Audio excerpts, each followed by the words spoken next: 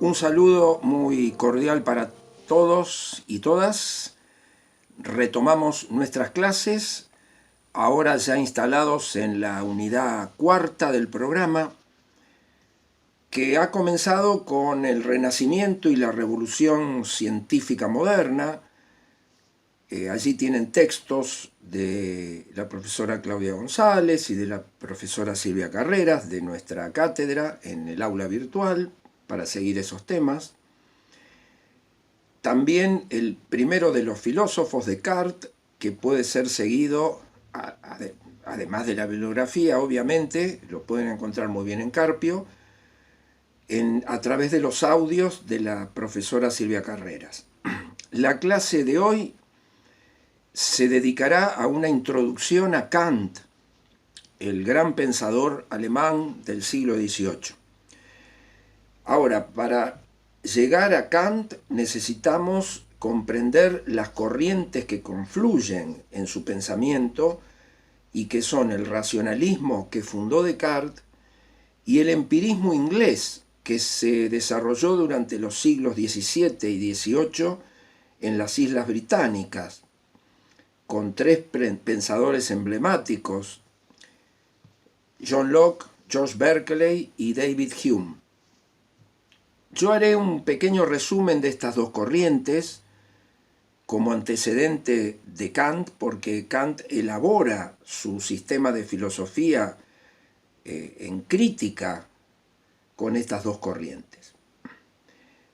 Ubiquémonos un poquito en los comienzos de la filosofía moderna, después de la revolución que significaron las nuevas teorías científicas que cambiaron la visión de la naturaleza y de la ciencia natural que venían siendo aceptadas desde la antigüedad y que el pensamiento cristiano había consolidado.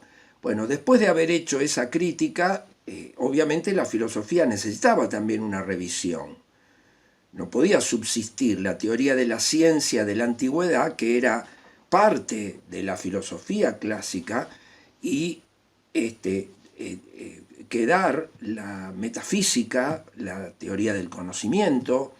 Entonces, esas consecuencias sobre el pensamiento filosófico son patentes en el pensamiento de Descartes.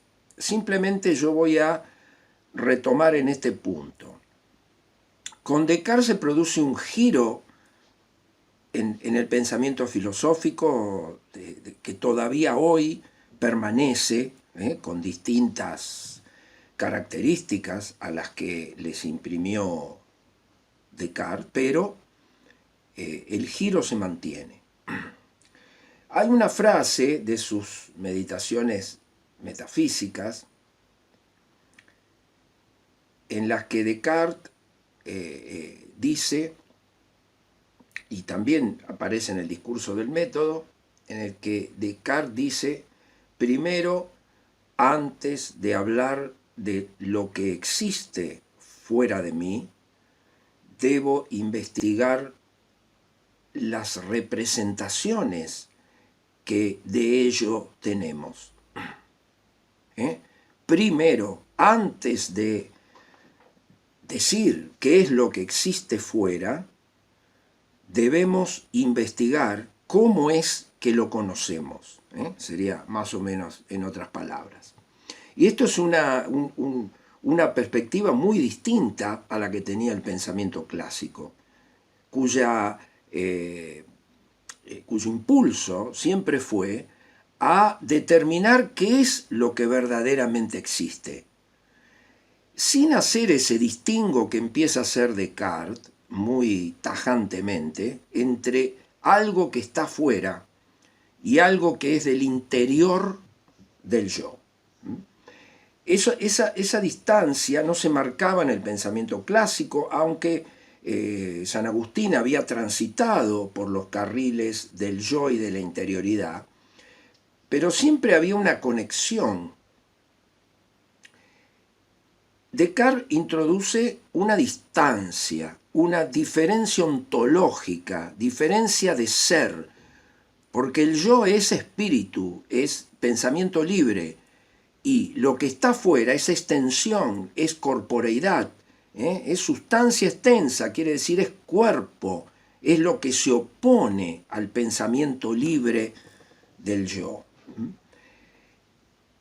Bueno, esa división explica la nueva perspectiva. Antes de hablar de eso que decimos que existe fuera de nuestro yo, debemos investigar las representaciones que de eso tenemos, o sea, cómo lo conocemos. Ese es el primer paso, y por eso la disciplina que toma auge en estos primeros siglos de la Edad Moderna es la teoría del conocimiento. La disciplina filosófica que se destaca más entre los siglos XVII, XVIII y parte del XIX es la teoría del conocimiento. Luego eso va tomando otras características, pero ya no se abandona la perspectiva. Ya lo que sucede con el hombre no es un reflejo de lo que está pasando afuera, sino que hay características propias de lo humano que deben ser dilucidadas previamente a decidir qué es lo que vamos a aceptar como verdadero. Bueno, ese cambio de perspectiva permaneció, pasa al empirismo inglés y llega hasta Kant, y por eso es importante que quede claro. Ahora, el racionalismo, que no es solo Descartes es el pensador fundador, pero tiene otros pensadores, entre ellos Leibniz y Spinoza, de los siglos XVII y principios del XVIII. El racionalismo exalta a la razón como fuente de conocimiento. Eso está bien claro en lo que hemos visto de Descartes. Lo que origina el conocimiento es nuestra razón. En Descartes es el yo, se origina en el yo. Decir nuestra razón o decir se origina en el hombre, para él es un exceso, es entrar en la duda. De lo que no tengo duda, es decir, el nuevo pensamiento debe ser edificado sobre bases seguras, entonces las bases seguras son las que no alojan ningún tipo de duda. Bueno, entonces puedo estar cierto de que el conocimiento proviene de la certeza, valga la redundancia, que me da la posesión de ideas innatas, ideas que no necesitan de la experiencia para ser válidas. Bueno, la hemos visto en su momento, ustedes la pueden escuchar explicadas en los audios que referí, también en la bibliografía. Entonces, es la razón, sin recurrir a la experiencia, la que le da validez al conocimiento. La experiencia es el contacto con las cosas, el contacto con los objetos, que es lo que impugna Descartes al impugnar el conocimiento sensible. Entonces, el conocimiento en la medida que la matemática ha sido tomada como el ideal de ciencia, el conocimiento no requiere para ser validado de la experiencia sensible con objetos, sino que ya viene construido a partir de ideas que posee la razón. Una de ellas, las más importantes, son las innatas. Pero luego hay ideas que se van formando en la medida que tomamos contacto con objetos. Bueno, todas esas ideas deberán pasar por el método. Segunda aportación del racionalismo. El conocimiento cierto requiere de un método adecuado, de sujetar esas representaciones a una serie de pasos que ustedes pueden ver en la bibliografía, los pasos del método, y por eso la obra principal de Descartes se llama Discurso del método. Bueno, aquí tenemos las grandes características que presenta el racionalismo. la razón como fuente de conocimiento, la necesidad de un método adecuado para poder decir qué es lo que aceptaremos como verdadero, la matemática como un ideal de ciencia. Ahora, eso está al servicio de suponer que la realidad tiene una estructura racional, de la que participamos, tanto la sustancia extensa corpórea que es exterior al yo, como el yo mismo. La razón cubre la totalidad de la realidad. Y aquí aparece uno de los puntos críticos que adoptará Kant. Para el racionalismo, la razón nos provee conocimiento, si sometemos las representaciones, vuelvo a repetir, a un método adecuado, de la totalidad de la realidad, sea la realidad sensible, aquella de la cual tenemos testimonio por los sentidos, o de la realidad suprasensible, como Dios, el alma. Todo eso puede ser investigado bajo el mismo método y partiendo de las ideas de la razón. Retengamos este punto, que es el punto que va a criticar Kant. Bien, esa conexión entre la interioridad y la exterioridad va a ser garantizada por Dios. Por eso Descartes, en algún momento de su argumentación, necesita probar la existencia de Dios, a partir no del mensaje revelado, ni de donde parte Santo Tomás de Aquino, que son la cosa sensible, la sustancia, sino de las ideas de la razón, de las ideas que ya poseemos. Bien. En las Islas Británicas, paralelamente, se desarrolló una corriente crítica del racionalismo que se llamó el empirismo inglés.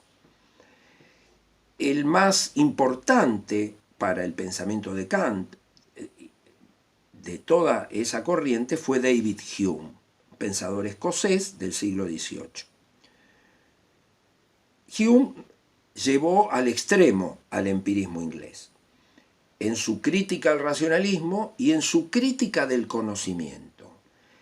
Es decir, el racionalismo adoptó un punto de vista escéptico, o por lo menos crítico, de la racionalidad como la presentaba Descartes y sus seguidores. Y especialmente también este punto que dije antes, criticó Kant después, y es que la razón, sin recurrir a la experiencia, nos proveía conocimiento de la totalidad de la realidad. El empirismo empieza por reconocer que la fuente de conocimiento es la experiencia, no la razón. La razón trabaja a partir del material dado por la experiencia. Esto se apoyaba en que efectivamente las ciencias naturales de la época, física, química, biología, entre otras, hacían avances prodigiosos basándose en la experiencia, en la experimentación. De manera que si la experimentación cumplía un papel decisivo que no estaba debidamente valorado en la corriente racionalista. Entonces, ya en el siglo XVIII el empirismo inglés está desarrollándose ampliamente en el pensamiento inglés, y allí Hume plantea su crítica profunda, inclusive no solo al racionalismo, sino lo más importante todavía, una crítica al conocimiento de las ciencias naturales. ¿De qué modo esas ciencias naturales avanzaban? Bueno, a partir de la matemática aplicada a la experimentación, construían leyes universales sobre el comportamiento de los fenómenos, que son las leyes que todos estudiamos en la escuela secundaria, fundamentalmente la ley de inercia, la ley de la gravitación universal, la ley de la caída de los cuerpos y otras que hay en las distintas ciencias naturales. Esas leyes permiten conocer, a partir de la experiencia, enunciados, o probar a partir de la experiencia enunciados universales. Bueno, esto es objeto de crítica por parte del empirismo de Hume. Es decir, el empirismo es un gran llamado a desconfiar de la razón si no está apoyada en la experiencia. Entonces, en verdad la experiencia limita nuestro conocimiento, no lo amplía, sino que lo limita. Y estamos obligados a no sobrepasar la experiencia para hacer afirmaciones científicas. En consecuencia, con el empirismo de Hume aparece una corriente muy diversa del racionalismo. No solo necesitamos de la experiencia, sino que esa experiencia nos limita, nos pone en un camino sumamente diferente. La medida que no podemos hacer afirmaciones universales, a llegar a un conocimiento universal, derivándolo de la experiencia. Aquí está la otra crítica de Kant que veremos. El uso de la experiencia como fuente de conocimiento del modo que aparece en Hume. Bien, en consecuencia, ahí tenemos planteado lo que pasa con el empirismo inglés y a medida que desarrollemos el problema del conocimiento en Kant, volveremos sobre ciertos pasos que no he mencionado de la filosofía de Hume, que fue la que influyó de manera más decisiva en Kant. Ya les voy anticipando, Kant se formó en el racionalismo, fue discípulo, por lo menos estudiante, y en la filosofía al corriente en Alemania por la mitad del siglo XVIII, que fue el racionalismo de Wolff, pero lo consideraba un pensamiento dogmático, que se venía repitiendo ya casi sin crítica. En cambio, el empirismo inglés, especialmente como lo veía Hume, le parecía estar en el buen camino. ¿Por qué? Bueno, y ahora sí pasamos a las críticas de Kant al racionalismo y al empirismo, que son la introducción a su pensamiento. Ya su pensamiento desarrollado en particular lo veremos en la próxima clase. En los minutos que quedan de esta, planteo la crítica de Kant, por un lado, al racionalismo. ¿Qué pasa con el racionalismo? Para Kant el defecto del racionalismo es el dogmatismo. ¿Qué quiere decir esto? Un conocimiento que no se valida debidamente, que desecha la experiencia sensible en plena época del auge de las ciencias naturales, no puede ser la perspectiva o la filosofía que justifique al conocimiento moderno. A partir de ideas que posee la razón, pretende decir cómo es la totalidad de la realidad, la sensible y la suprasensible, sin recurrir al efectivo contacto con las cosas, es decir, a cómo planteamos el conocimiento efectivamente. Pero el empirismo inglés, que especialmente de Hume, que Kant cree está en el buen camino, parte de algo que era necesario plantear. El conocimiento comienza con la experiencia. Esa es la virtud del empirismo inglés. Haber planteado que el conocimiento comienza con la experiencia, pero al extremar esa posición, Hume concluye en el escepticismo, es decir, en que no es posible el conocimiento científico de la naturaleza, de los procesos fácticos. Y eso era inadmisible, porque justamente lo que necesitaba hacer la filosofía era justificar, fundamentar la validez del conocimiento de la ciencia de la naturaleza. Entonces, por un lado, comienza el conocimiento en la experiencia, pero en la medida en que después todo se reduce a la experiencia sin aporte de la razón, finalmente no es posible alcanzar un conocimiento universal y necesario. Kant va a pretender demostrar que sí es posible. Entonces, aquí está la primera de las problemáticas de Kant. El fundamento de la validez objetiva del conocimiento de la naturaleza, es decir, por qué es válido el conocimiento de la naturaleza.